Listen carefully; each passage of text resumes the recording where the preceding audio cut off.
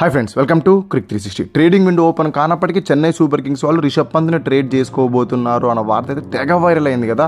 But ఇప్పుడు Delhi Capitals వాళ్ళు అంతకన్నా అడ్వాన్స్డ్గా వ్యవహరించి బీసీసీఐ వాళ్ళు రీటెన్షన్ రూల్స్ అనౌన్స్ చేయకపోయినప్పటికీ వాళ్ళు మటుకు రీటైన్ చేసుకోబోయే ప్లేయర్స్ లిస్ట్ అయితే అనౌన్స్ చేశారు.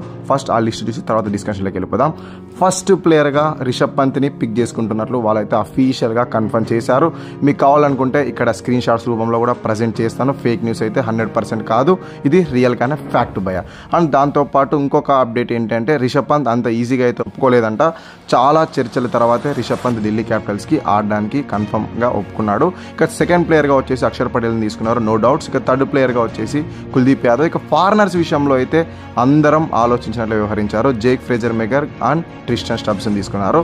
ఇక అన్క్యాప్డ్ ప్లేయర్గా అభిషేక్ పోరెల్ని అయితే తీసుకున్నారు. సో ఇప్పుడు మీకు డౌట్ రావచ్చు, బీసీసీఐ వాళ్ళు నిజంగానే రిటెన్షన్ రూల్స్ అనౌన్స్ చేయలేదు కదా, వీళ్ళు ఎలా అనౌన్స్ చేసింటారు ఈ లిస్ట్ని అని. తెలిసిందే కదా భయ, బీసీసీఐ వాళ్ళు ఫస్ట్ యూజువల్గా ఎప్పుడైనా కానీ ఫ్రాంచైజీకి ఇంటిమేట్ చేశాకే రూల్స్ని అయితే బయటకు అనౌన్స్ చేస్తారు. నాకేమనిపిస్తుంది అంటే ఫస్ట్ ఫ్రాంచైజీస్కి చెప్పేసి ఉంటారు. ఇక ఒక 2-3-4 డేస్లో తప్పకుండా అఫీషియల్ రూల్స్ అయితే బయటకు వస్తాయి.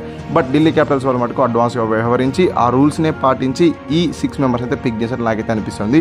ఎందుకంటే ఈ 6లో కూడా 3 క్యాప్డ్ ఉన్నారు, 2 ఫారెన్ క్యాప్డ్ ఉన్నారు, ఒక అన్క్యాప్ ప్లేయర్ అయితే ఉన్నాడు. సో ఓవరాల్గా ఆల్మోస్ట్ రిటెన్షన్ రూల్స్ పైన ఒక్క అప్డేట్ అయితే వచ్చేసినట్లే మనకి.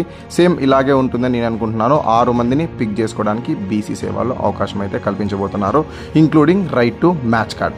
సో ఇది ఈ వీడియో. మరి ఏమైనా అప్డేట్స్లో ఉంటే నెక్స్ట్ వీడియోలో కలుసుకుందాం. అంతవరకు సెలవు. Thank you so much for watching this video. అన్నట్టు వీడియోస్ లైక్ చేసి ఛానల్ని మటుకు సబ్స్క్రైబ్ చేసుకోవడం మర్చిపోకండి, ఎందుకంటే సబ్స్క్రైబ్ చేసుకోవడం చాలా ఇంపార్టెంట్.